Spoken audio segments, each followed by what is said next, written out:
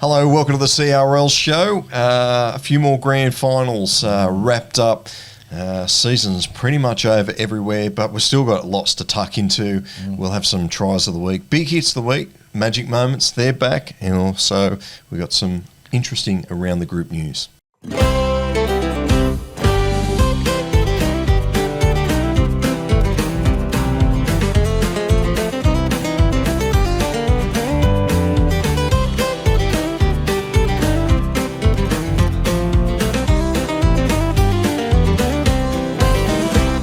Yeah, thanks for joining us. I'm Paul Arandale. I'm Geoff Stevenson. Where did you get off to on the weekend, mate? I actually went to the basketball of all places. Yep. We're slipping into that off season where we have to start diverting our attention to other parts. It made me, unfortunately, I missed a lot of the excitement on Sunday at Combank Stadium, but I'll tell you, Kendrick Davis is looking great for the Kings this year, early season.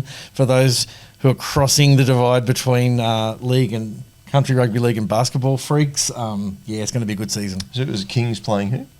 Cairns Taipans, and they lost. They lose every time I go there. I always think of like Kings. Is there any Kings in rugby league? No, I don't think there is, except Wally Lewis. Or Taipan. I don't think there's any Taipans in rugby league as well. No snakes, no. I think that what I did like, and I think I've seen some snakes. That's about it. Yeah. So I don't know. Was it Caboolture that did? So one team might have done it where the Cairns jersey is all snakeskin, like the colour, pattern, not actual snakeskin. So like the Lee Leopards. They got that's print. exactly it. But I'm sure I've seen a country team do it, and maybe with crocodiles. I don't know. Maybe someone can write in and let us know. But I really liked it. Maybe like we have retro rounds and all that. Maybe you got to wear the actual. So like if you're a tiger, you've got to get your jerseys made out of actual tiger. Yeah, that's right. And skin. And all the magpies have to have feathers on them somewhere, like even just tucked into their shoulder pads and stuff. What is it? The animal activists would be up in arms. But like responsibly derived, We'll just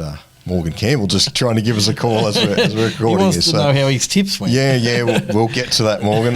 He'll be happy to know the result. We'll get through our coming up. We've got our commentators' tips. We had a crack at picking the grand final winners of 12 competitions. Let me tell you, none of us did any good at all. I thought as experts we get around the 70-80% mark accuracy. We're below 50, I think, accuracy for most. But anyway, if anyone tried at home, it wasn't easy. Yeah, we'll get into them shortly. But as I said, there was a few grand finals that happened on the weekend. Obviously, New South Wales Cup, New South Wales Rugby League major competitions, grand final day at Combank.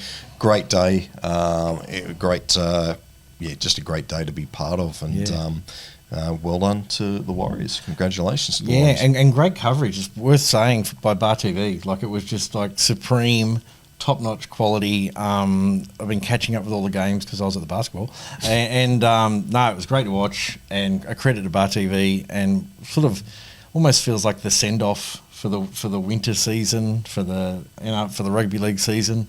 For BarTV, and they did a great job. Yeah, and of course, Group 7, they wrapped up their grand finals down there. Some very interesting weather, but I think majority of the grand finals got through unscathed. So Group 7, if any competition was going to cop a downpour, it was going to be Group 7, but it was still a spectacular grand final event down there. So we may as well, we'll show you some highlights of the Group 7 grand finals now. Here they are with Jack Clifton in commentary.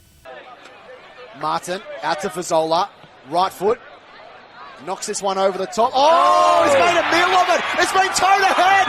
Jennings might get there first. Angel, Tom Angel score for Kiama. What a try! Whoa! Oh, there we go. Run. And he's tackled 9 metres away. 6-0. Herford on to Braxton Wallace. Long cutter pass to Brooker. John Brooker's in for Shell Harbour. It's taken 56 minutes. Look at the game. But they finally, a few metres away, Martin out to Fazzola. Fazzola goes short to Angel. Tom Angel's there for Kiama. The Knights lead by 10 points to 4. Last tackle up to the halfway line. Braxton Wallace, they run out of the line. Wallace needs support. Flicks it back to Tausala. He doesn't know what to do with it. It's gone all the way back. They've lost about 10 or so metres. Trying to get away from them is Seabrook. He floats the ball out the back. They're going back fast. Kiama might score here. Jennings toes it ahead. Max Jennings.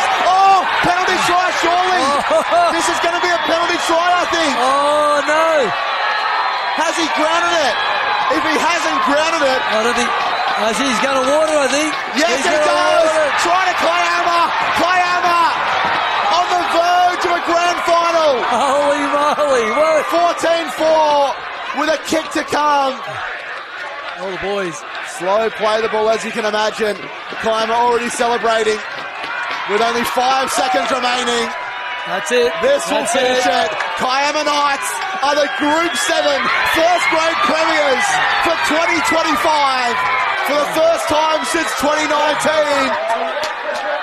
I said about the rain, but obviously some controversy, maybe you could say, with that, especially that last try. But I mean, those things are going to happen in grand finals. They're going to happen in every round kind of thing. But I think that they'll deserve winners. I don't think anyone doubts Kiama deserved the title. But I really liked how Group 7, just out of scheduling, just happened to be in this last kind of week of winter. And it gave a lot of focus to their comp. Like, I think, other comps would be wise to do that. Canberra and stuff to do. I don't think it was by choice. I think because they had some horrible weekends early on with weather. They just had to push the comp back, and it just happened to fall on that the Sunday. Yeah, and the net result, though, is that there was a lot of focus from us, and I'm sure, BarTV viewers and the like enjoyed a bit of footy on the weekend when it was drying up in other areas.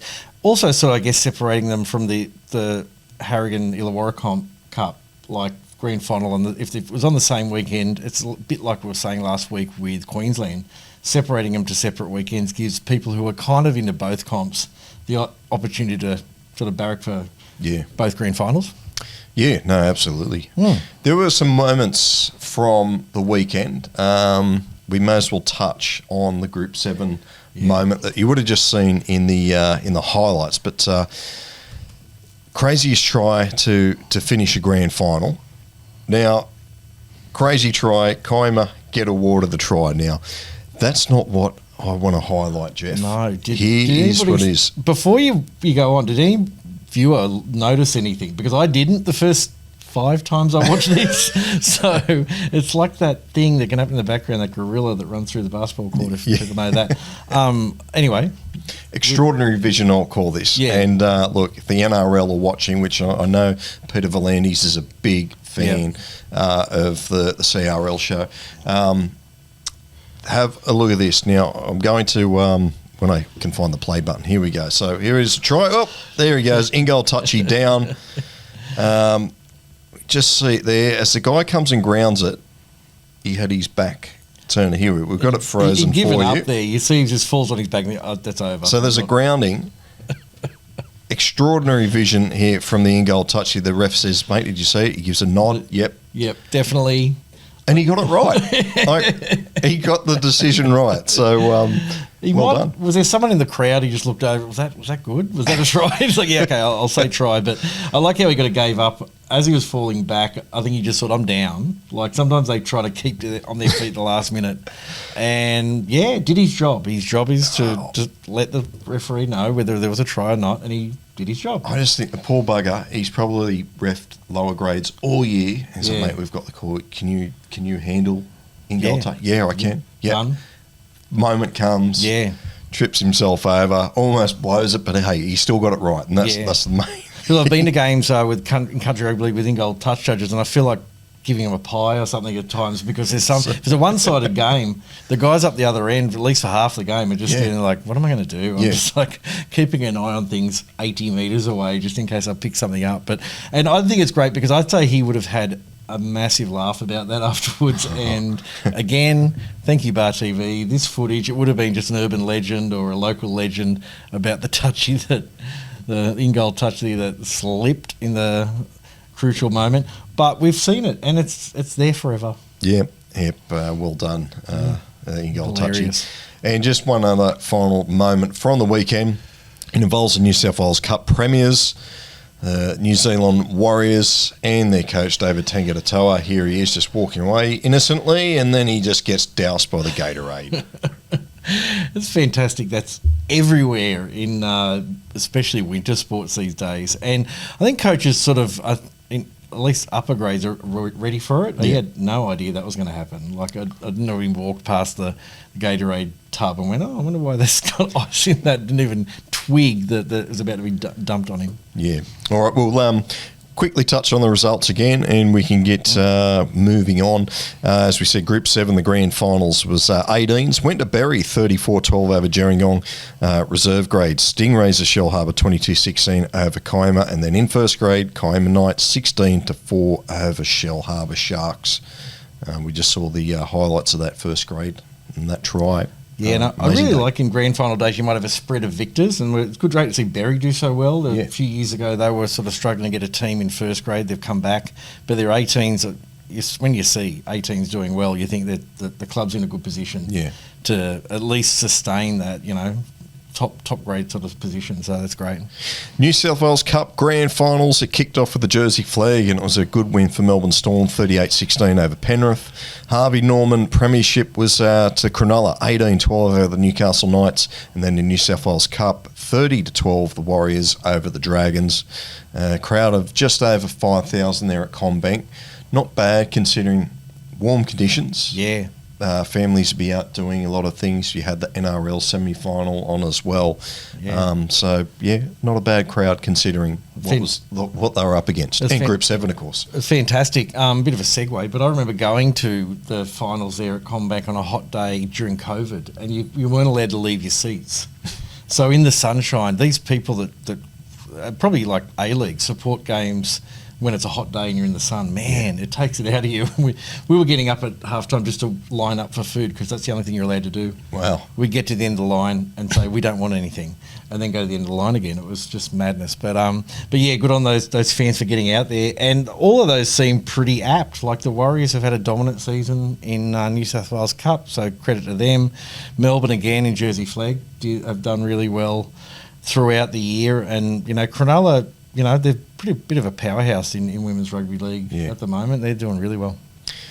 Some other results too, grand finals. Group 20 had their grand final, and DPC got up 30-22 over Hay.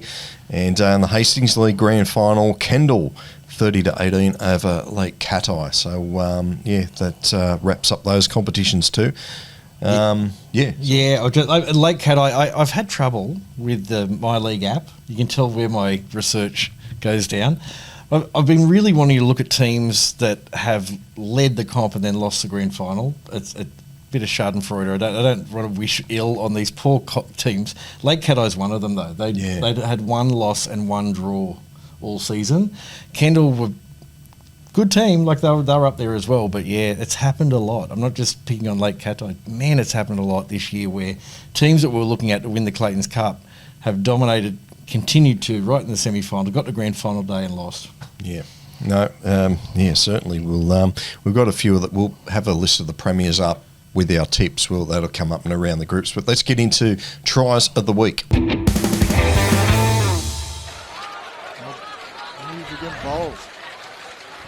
Brady. Harris. Oh, Harris on the outside. Oh, nice ball. Great ball. Round the corner. Byron Pitt to the winger there. Combacho. What a try by the Stingrays. What a hit back, Darren? Mason Combacho on the outside of some great play on the inside. Yeah, Byron Pitt taking a great ball from Gaden Harris. Liam Williams, Satrick now, likes it down the middle, finds Tuamulatu Brown. Here they go. It's Hugo Peel. It's one of the Victorians who gets the Storm on their way. Under the posts, 4-0 Melbourne. They have points everywhere, Melbourne, but they love to attack this middle third of the field. Outside in ball and Hugo Peel. Murray. Morris. Here we go. McDonald. Beats one.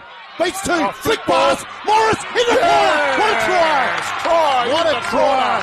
Try the Knights. Great play. Matt Morris in that corner. What a try. Morris to Morris. He went looking for him. Kick back infield. It's going to land brilliantly. Walker, has he got it? He does! Oh, that's a great try for Berry.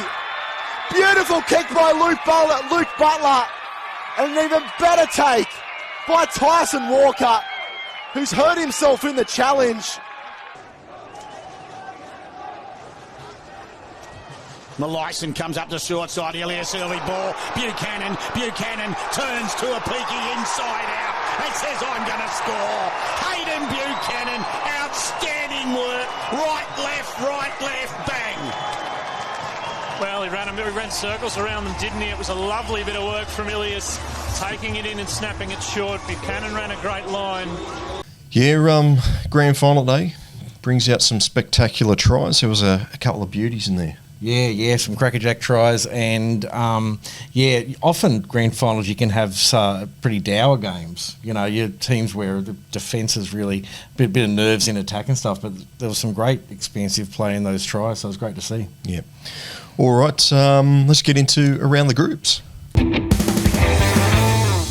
Rightio. Now there's a bit of end of season stuff being wrapped up. There's a lot of announcements about new coaches and players moving, but I thought I'd just highlight a few. Yeah. Sam Williams is not just leaving Queanbeyan Roos after 3 great seasons, but he's also, I guess, retiring as a player. He's gone from captain coach to now he's going to be a coach. But it's a pretty good record when you look at the Roos. He's had 3 minor premierships and 2 premierships in his time there. Yeah. So you can't really, can't really doubt that's a success.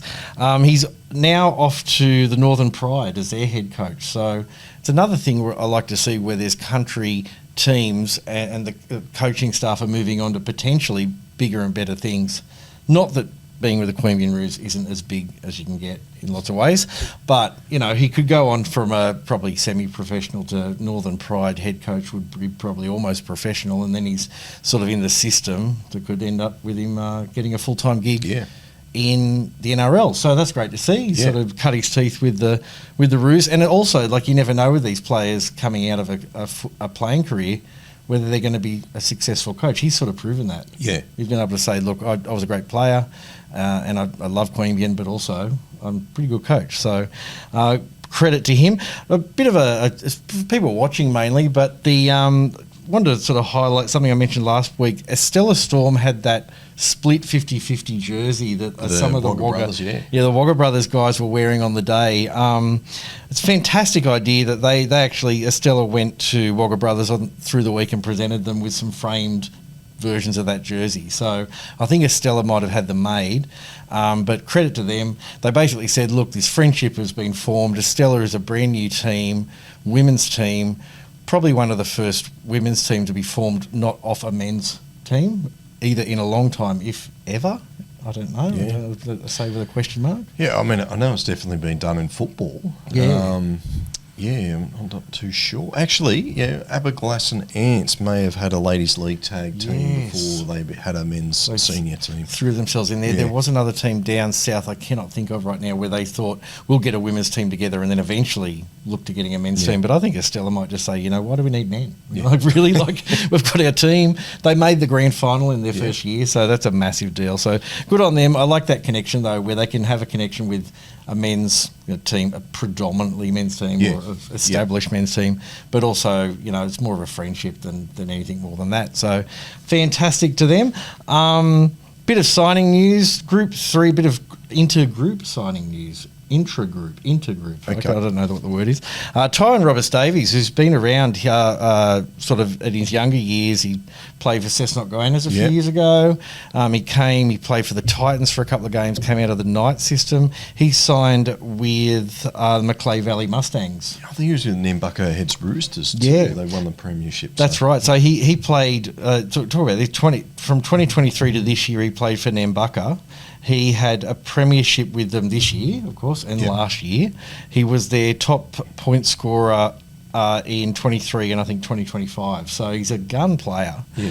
And, he signed with Macleay Valley to be playing in the Group 2. So it'll be very interesting to see the impact he'll make immediately there. Macleay Valley were pretty thereabouts. I think they came 3rd or 4th in the comp this year. So that's a great signing. I mean, it's I hate the word signing in lots of ways because, not like there's a lot of money in this stuff. It might be just he wanted a new challenge and might have moved down that way. They're pretty close to each other in that when it comes to those groups anyway. But, it'll be interesting to see what happens next year with that. Yep.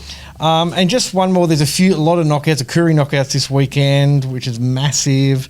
The Menindee knockout is coming up the weekend after next. Oh, is it this weekend? What's the date? The weekend after next. October 11th. Just letting people know there's actually one team spot left. I think they filled like 6 out of the 8 really quickly, and there was a couple of us sitting there. There's another team, the South City that we're thinking of from Morga, but anyway, I can't remember the name of it. It's just joined the knockout this week. But one of those things, great Menindee, middle of nowhere, but beautiful. Big sky country. Do you like your fishing? It's great out there. But also, to register your team's $1,000. I think I mentioned this a few months ago. The winner takes $5,000. Yep. Runner-up takes $2,000.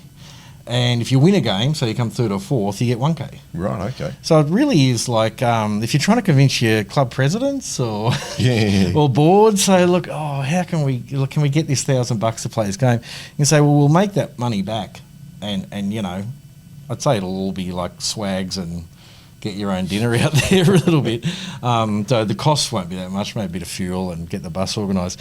But geez, if you make the final, you've doubled your money, and if you win $5,000, that's a pretty generous win for a town that must have like 180 people in it or something like that. So that's in a couple of weeks' time. Great end of season thing as well. Imagine a road trip out there. I think it's 12 hours or something from Sydney at least, and it's a fair way out there. But there'd be lots of memories made. I'd say it'd be a great weekend out there.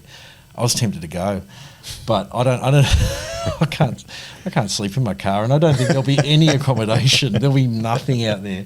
I'd say it'll be like swags in dirt, that kind of thing. So Menindee knockout, it's a cracker, and just great credit to the Outback Rugby League, who haven't had a comp this year, but they've been supporting and promoting all of this stuff throughout the year. They're trying to keep the fire burning out there, I think, ready for next season and get those teams back and get a bit of interest and support in players playing. I know that I think Bobcat Andrew Ryan went out there last weekend. It's one of those things. He was going to go there a few weeks ago with Ashton Sims, yeah? I don't know. You're telling one of the Sims, not Tarek, Ashton, the South Coast. Group 7 boss, And it didn't rain out there, but this is a different world to the rain we had in the South Coast. The roads were shut because it rained, a month ago.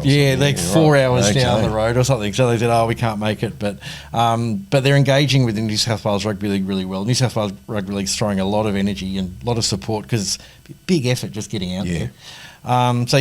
Good on the Outback Rugby League. I hope they're back bigger and stronger next year, because a lot of it is focused on getting kids from being interested in rugby league to playing. And there's a lot of adult stuff as well. Yeah. Come and just, we'll talk to you about rugby league, and you can run around with us and stuff. Just days like that are happening regular at Broken Hill and stuff, just to get, because there's a lot of probably decent-sized men out there working in the mining industry that might be, we've said it before, twiddling their thumbs on a weekend. They might be a bit fly in, fly out, but they might say, we'll play 2 or 3 weeks here and then come back. So anyway, that's my. We've still got a few things touch on around the groups. Yeah. You may have known a few months back we all had a crack at picking our winners in the grand finals. Yes. There was myself, Geoff. We had a crack last year. We did a lot better last year than what we did this year. Yeah, okay. Also, Dwayne Neville, NSWRL Group 9 commentator. We had Mike Wilson, our BRL commentator. Morgan Campbell and Sully, they just pop up and commentate everywhere. Yeah. And, of course, Talon Smith, our battler of bush footy, who writes terrific articles of just every comp known to country rugby league. But we'll get the results up on the screen now. They're not pretty, but we do have a joint winner for 2025, Morgan Campbell and Mike Wilson. I did touch that Morgan Campbell just tried to call me at the start of the show. He wanted to know the results. Morgan, they're in. Yep. Congratulations. You and Mike, you share What do you share? I don't even know. Nothing under here. Yeah, there's maybe one of the jerseys. Right. So rugby league has the golden boot. We can have the dirty boot. The dirty boot. Yeah. Well done. Yeah. And really, maybe we don't deserve a prize until we do better. It's a bit like the teachers said, you've just passed or just failed, so come back and try again next year, and then we might give you a prize because, look, it was a tough year. I think everyone likes to jump at a sort of long shot. I noticed with a lot of tips or ones in there, I was like, oh, people just want to go the teams coming fifth at the moment and just make a run. I think we all had a fair dinkum crack. It was just one of, I mean, I'd look through, none of us tipped Queanbeyan Blues. No. None of us picked Gundagai Tigers or West Illawarra Devils or Tugun Seahawks. And we go through those. Kangaroos were the benchmark. Tuggeranong come home with a wet sail with, or maybe Gundagai Tigers or Wagga Kangaroos were the form team all year. Ever really looked at them. Although they were undefeated for a bit too, Gundagai, but yeah.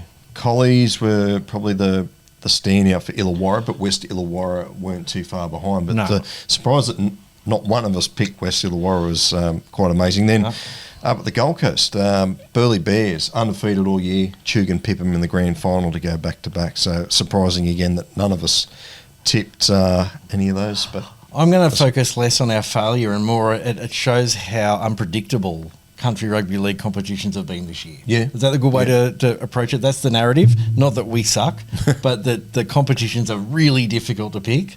Especially Kiama and stuff like that. There were so many, like Shell Harbour and all these teams who went, wow, they're going to be... And they're one of the ones I picked. But I'll tell you what, if the Dragons got up and... because a few of us picked Kiama. I wasn't one of them. I tipped Gerringong, so I was out of the race for a while. But if Kiama and if Kiama and the Warriors didn't get up on the weekend, those tips would have looked a lot worse. Yeah, I know. And like Stanley River, thank you, Stanley River, because I think we all picked Stanley River and they saluted as well because, without them, we might have all looked a bit worse off. But I think next year people need to get in early and see if they can do their tips and try to beat us because maybe we can do something online. I don't know. Yeah. See if anyone wants to have a crack at getting better than 50%. Yeah. Because, like I said, this year, without the stats in front of me, so many teams that have dominated seem to have fallen at the last hurdle. Would you say Shell Harbour's one of them? They only just got the minor premiership because it was so tight, Group 7. Yeah. So that one is a toss of a coin. It was a little less clear and stuff like that. But if they had won on the weekend, everyone would have said, oh, well, of course they won. You know, they were dominant and they got the minor premiership and it was close comp, but, they were the ones. So it's been one of those years. Like I said, I'm sticking to that narrative. But it's a great thing to do. So there's a lot of fun. All right. Done, yeah. So now it's time for big hits of the week. First up, Tom Ali, New Zealand Warriors. Webster, solid contact. Yeah, there, Mia Toiava was the man. They got up quickly though. Next one is Leki Leilua, Cronulla Sharks. Kukutai is crunched by Tamaya Kelly Signs. Jacinta Carter, Cronulla Sharks. And of course, Glassy was limping in that first up. There's another big shot from Carter, who's eaten raw meat at half-time. Tuilagi Tuamalatu Brown, Melbourne Storm. Edgar wants to run, does run. Fayamani's hammered.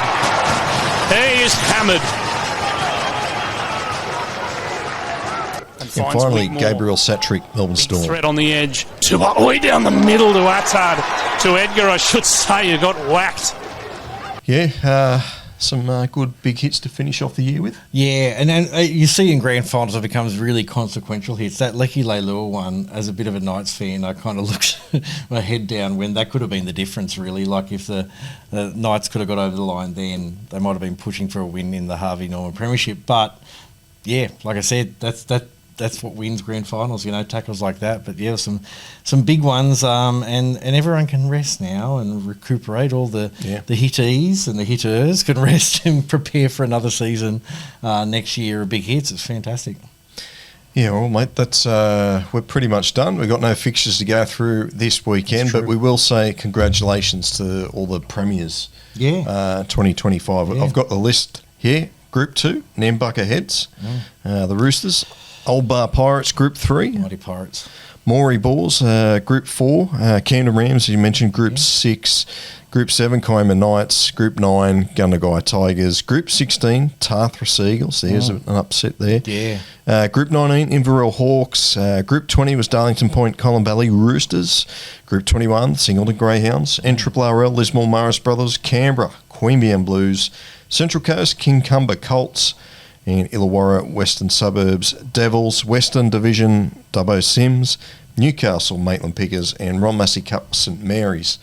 And we've got the communities. We call it community comps, I guess we call them. Yep. Yeah. What do we have in Hastings League?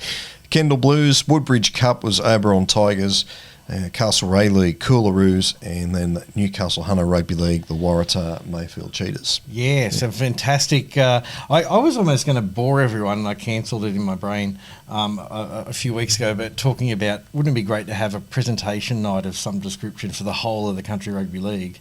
I think we just did it then because there isn't one. Well, there used to be. I think now they just intertwine it with the New South Wales Rugby League presentation, which their night of nights I think was before the semi-finals kicked off. I think so. They had the Brad Fittler medal and all that. So they did award. It was at Jacob Koenig was Country Rugby League Player of the Year. Yeah. Well deserved. I don't know how they come up with the votes of how they can keep their eye on every competition, and I think sometimes it must be word of mouth. Maybe there's somebody that actually sits and watch every game of BarTV. Yep, they might have a panel at each thing, a little bit like the Dally M, you know, panel that sits there and says, this is the guy. But anyway, it's great to recognise all those teams all at once there, and gee, there's been some great competitions. When you look at some of the premiers, you remember all the other teams below them in that comp and how close it was. Like you look at Singleton Greys, you know, the Group 21 was all over the shop this year. It could have been anyone win the comp, and Singleton got the cookies. But so many comps this year were like that. There weren't. I don't think that's as shown with our tipping. There weren't many comps where you looked at a favourite that was run away, and that's how it worked out in the end. You know, there always was a twist and turn in the whole narrative, I guess, and some of those unexpected teams got the win. So it's fantastic. Yeah, no, well done. Well, that's it for the CRL show for 2025. I doubt we'll be back, but we might be back with an international flavour. Maybe we'll call it the International Roast or something. Who knows what we'll call it? But that's a good name, actually. We haven't really. We may be going with that. You might hear us actually working at the name live in real time there. Yeah. That's a great name. That's it. There we go, just off the top of the head. Well, Geoff, thanks for the season 2025. You're around the groups particular. It's been great. I hope you've enjoyed it. If you've been watching or listening in the podcast, we've been slowly putting them back up on the podcast so you can listen to them while you're gardening or driving. Back issues. And thank you, Paul. You do, I know you always talk yourself down, but you do all the splicing and dicing. You make big hits of the week happen, tries of the week happen. Thanks to all of our commentators and camera operators out there that often will pick out stuff and go, that was cracker.